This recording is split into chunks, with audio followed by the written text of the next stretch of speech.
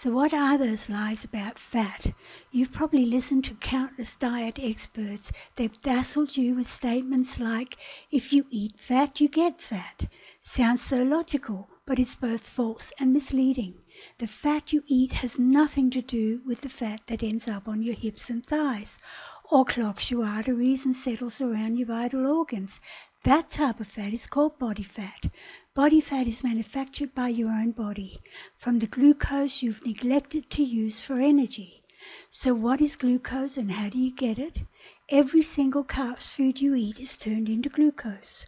Every slice of bread, every carrot and celery stick, and every cake and cookie is turned into glucose. Glucose is liquid sugar. It's what your body likes to use for fuel. When you're ready to use your energy, you can't burn more fuel than you spend on energy. Your body can't store glucose, so if you don't use it, it's turned into body fat. To avoid getting fat, two things are important.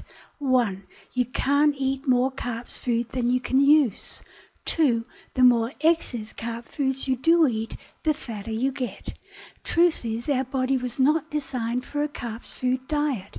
It was designed for a high protein diet. Till 40 years ago, protein made up the bulk of our traditional diet. Carbs food was very secondary, and it usually came from natural sources. They were carbohydrates the human body had evolved with. Evolution takes eons, not decades.